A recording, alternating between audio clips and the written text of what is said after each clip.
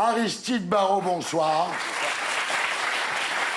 Alors Aristide, vous avez été l'un des grands espoirs du rugby français, vainqueur notamment du tournoi des 6 nations des moins de 20 ans en 2009, quand vous jouiez à l'époque au Stade français. Mais le 13 novembre 2015, votre vie bascule. Ce soir-là, vous êtes à la terrasse du restaurant Le Petit Cambodge, quand l'horreur se déchaîne. Vous vous jetez sur votre sœur Alice pour la protéger et vous prenez 3 balles de Kalachnikov. Vous vous voyez mourir et là, votre mental exceptionnel et votre entourage vous permettent de revenir à la vie. Alors vous racontez votre histoire dans un livre intitulé « Mais ne sombre pas », qui est publié aux éditions du Seuil et ce soir dans Salut les Terriens.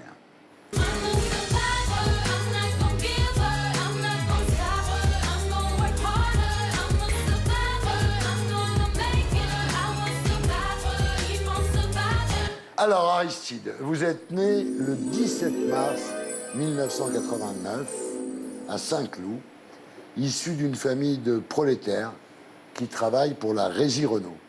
Vous dites « Mon sang est celui des laborieux qui luttent et ne lâchent rien.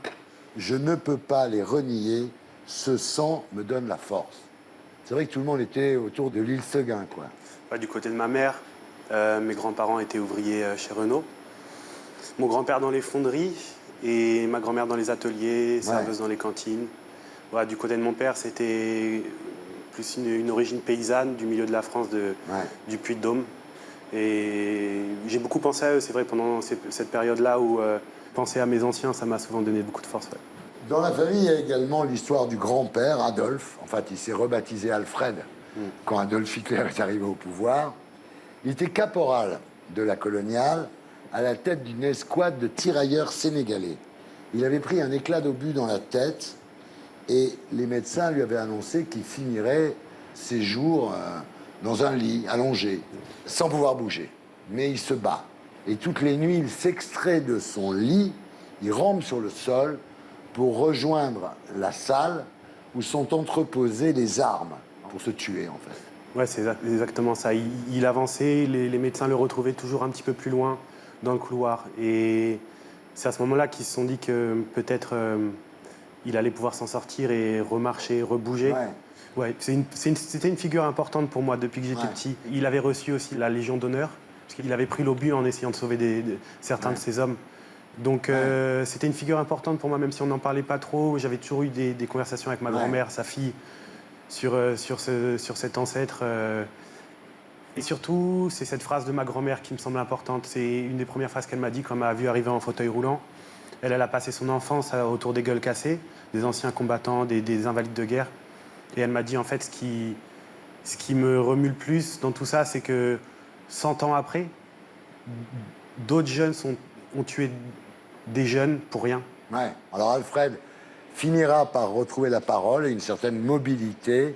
Là, vous êtes costaud dans la famille, hein, quand même. Vous avez... Ouais. Alors, jusqu'en 1998, jusqu'à l'âge de 9 ans, vous vivez à Châtenay-Malabry, et du balcon de l'appartement, vous voyez les sportifs de haut niveau entrer et sortir du Krebs. Alors, le Krebs, c'est un centre d'entraînement, effectivement. Hein. Et là, vous vous dites quand même, je voudrais devenir comme eux, quoi. C'est un modèle, là aussi, qui s'offre à vous. Vous devez avoir un beau sac de sport, et puis vous entraînez tous les jours. C'était votre ambition. Ouais. Je voulais être sportif de haut niveau, déjà tout petit. Je ne sais même pas encore dans quel sport. Ouais. Ensuite, la famille emménage dans un pavillon que tout le monde a aidé à construire. C'est assez beau parce que tout le monde s'y met, les voisins, la famille construisent un très beau pavillon à Massy-Palaiseau. Là, vous avez des amis à ce moment-là de tous les continents, de toutes les religions, à commencer par Mamadou. Et vous parlez de ce Mamadou en disant « Sa maman était belle comme un masque africain ». Ouais, j'ai ces souvenirs. Ouais. Il y avait un Iranien chez qui vous alliez faire vos devoirs, un Iranien dont la famille avait fui le régime de l'ayatollah Khomeini. Donc effectivement, vous êtes en contact avec toutes sortes de populations et vous dites que la banlieue m'a appris la tolérance. La banlieue m'a appris la tolérance, la banlieue m'a appris la richesse de l'humain, de la différence. C'est vrai que c'est pas les endroits les plus faciles à vivre, mais j'ai toujours réussi à voir ce qu'il y avait de beau dans chaque situation. Peut-être c'est quelque chose qui m'a beaucoup servi. Vous dites, si c'était à revivre, je ne voudrais d'aucune autre enfance, en fait. Vous n'étiez pas très riche, mais c'était enrichissant.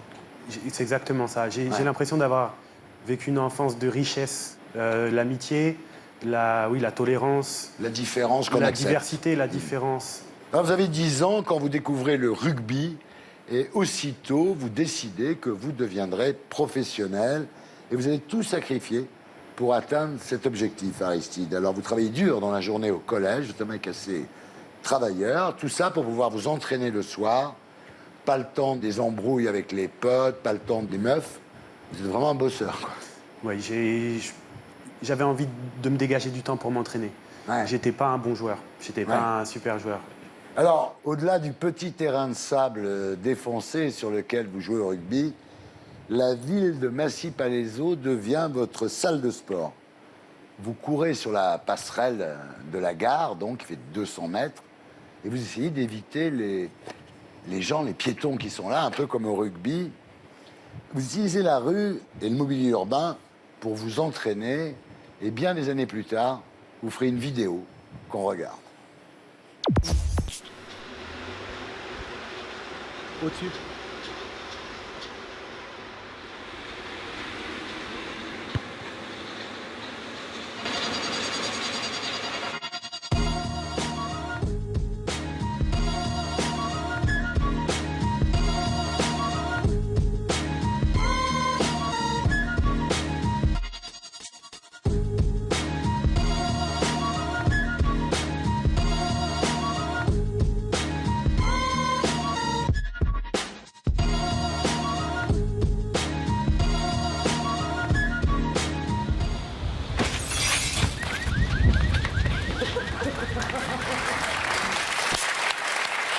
Alors, en 6e, vous décidez d'entrer au lycée Lacanal de Sceaux. Et là, c'est incroyable, parce qu'il y a 8 joueurs par génération qui sont retenus. Et en 2004, donc vous avez 15 ans, vous gagnez votre pari, vous entrez à Lacanal. C'était un pari difficile. Très fou.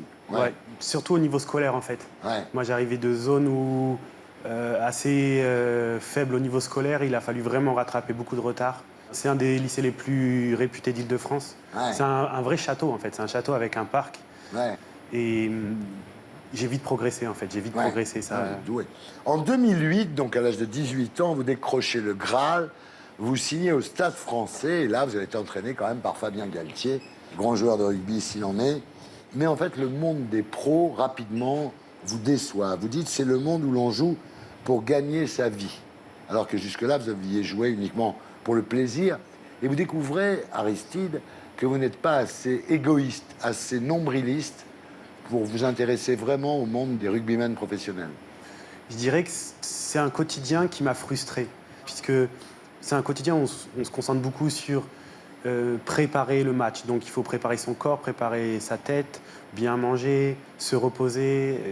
Et j'avais l'impression souvent de gâcher ma jeunesse, en fait, de gâcher ma jeunesse pour un objectif extrêmement égoïste, en fait. Et je me suis pas bien senti à ma place. Ouais. Et ça s'est Cela pas bien ne vous passé. empêche quand même pas de gagner en 2009 le tournoi des 6 nations des moins de 20 ans, c'est quand même très très bien.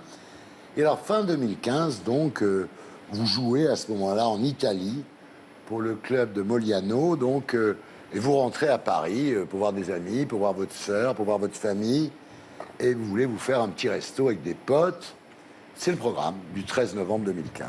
Ce jour-là, vous retrouvez vos potes Aïda, Bastien, Laura et votre sœur Alice à votre QG de la rue de Charonne qui s'appelle le Pause Café. Vous avez sélectionné 5 endroits pour aller dîner. Le Petit Cambodge était le dernier sur la liste, mais vous finissez par y aller. Pourquoi? Parce que j'avais envie de manger des nems. Ah, Et que c'est les meilleurs. ah voilà. Ouais. Et là, alors que vous êtes devant le restaurant, l'horreur éclate, à 21h25, devant le feu des kalachnikovs, vous vous jetez au sol. Et là, vous recouvrez le corps de votre sœur, de votre corps pour la protéger. Vous prenez 3 balles. Une dans la cheville, une dans la cuisse, une dans le poumon. Votre sœur Alice en prend une dans le poignet.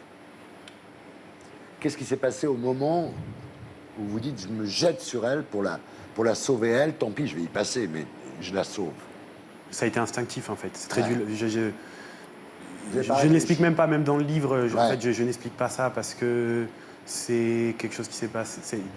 Je pense tout simplement on a des réactions animales quand on se trouve dans des situations Ouais. extrêmement C'est l'instinct. dangereuses. Et l'instinct a parlé pour moi. Ça. Donc, j'ai eu cet instinct qui nous a permis de nous sauver tous les deux. Je remercie cet instinct.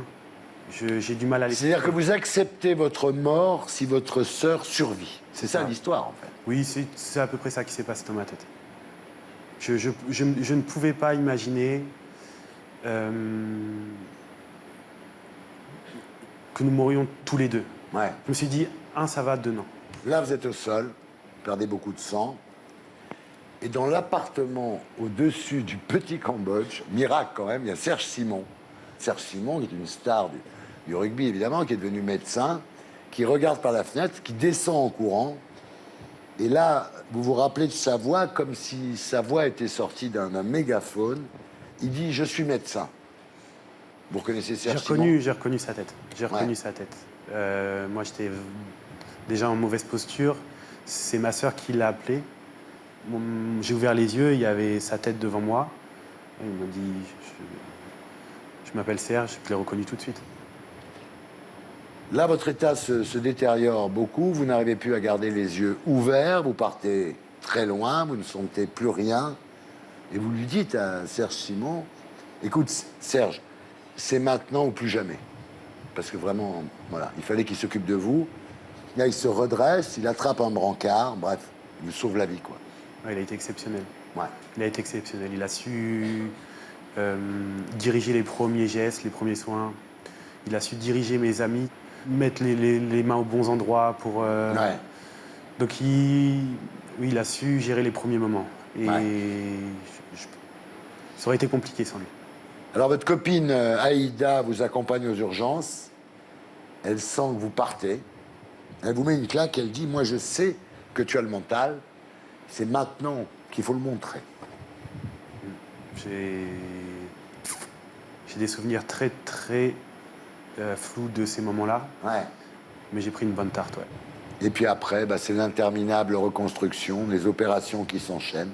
5 côtes pulvérisées, le sternum ouvert en deux, cerclé par 8 fils de fer, des tubes de 2 cm de diamètre, entrant au niveau des abdos et des côtes.